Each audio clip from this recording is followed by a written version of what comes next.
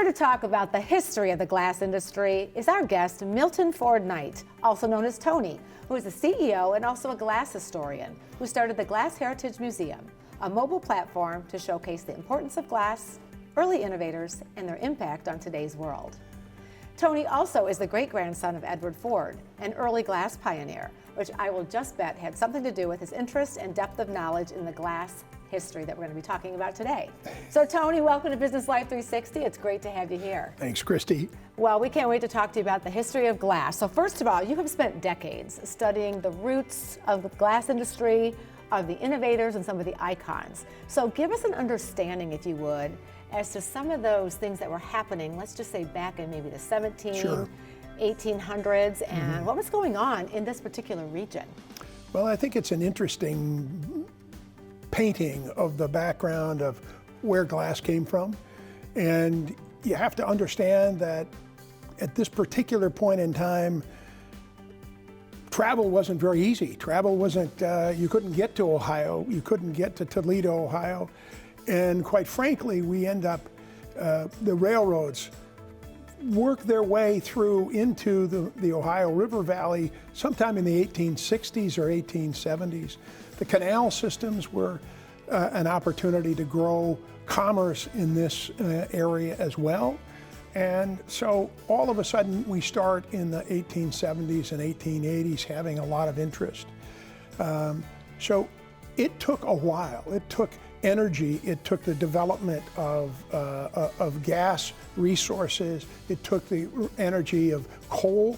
Anthracite coal was discovered in Pennsylvania as well. So those are all things that had an impact on the growth. So in terms of the emergence then, in terms of natural resources, in addition to that, were there some other things that really made the region ripe for this emergence? Well, I think what it transpired was that we found silica sand and natural gas. Findlay was Ohio, which was northwestern Ohio, was one of the early places. The other key was really the discovery of salt under the city of Detroit and under Lake Huron, as well as even under Cleveland.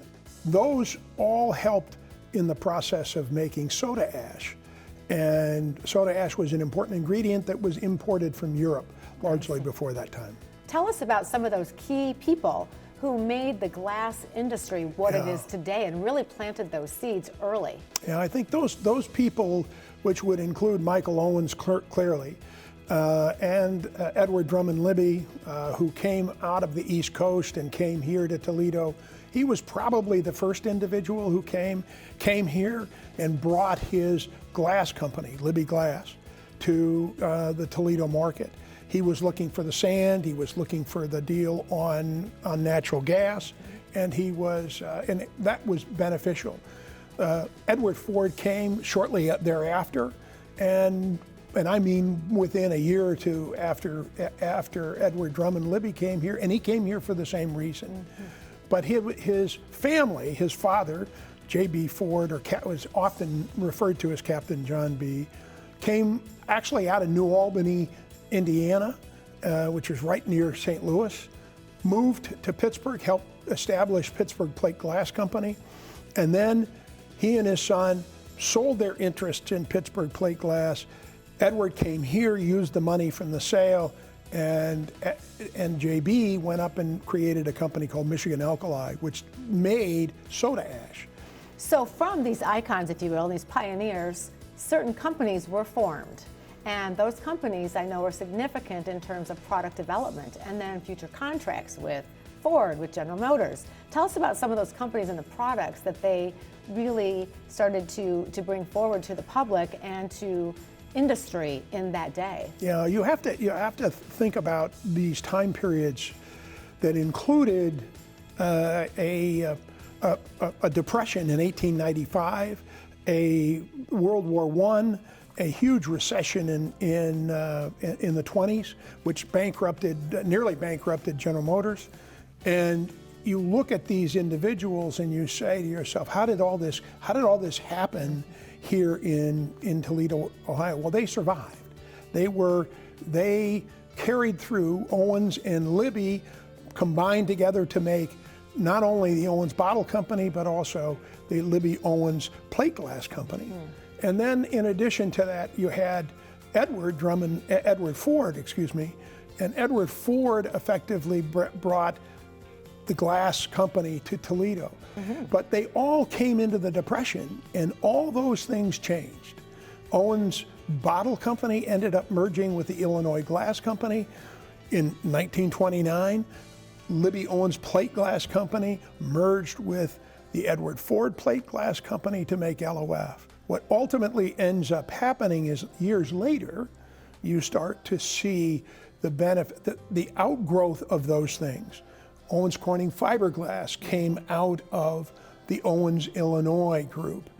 And Libby Owens Ford had the same thing, and Johns Manville in the fiberglass business came out of LOF. Yes. Permaglass came with Norm Nitschke and a number of others. So many, I'll call them initially tangential businesses, but now significant industries have really emerged from there. Things like solar. What are some of the other ones? Yeah, First Solar would be a great example. Harold McMaster and Norm Nitschke worked for Libby Owens Ford and left and set up their own business. Out of Permaglass, they sold it to a little company called Guardian Industries up in Detroit, and Guardian went on to be a $600 million a year company. You really think about the impact that the glass industry has had on our lifestyles, and it truly has made not only our community, our state, our country, but the globe a better place. And really much of that history was started in Northwest Ohio. Yeah, it's amazing how global the companies here were. Tony Knight, thank you so much for being here on Business Life 360. Your knowledge and your history of the glass industry has really been amazing. Thank you, Christy.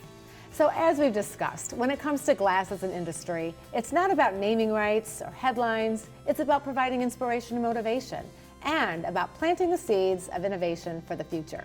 And that innovation is just what we're exploring next. So let's head out on location to see how the exciting glass business continues to change our world and our future.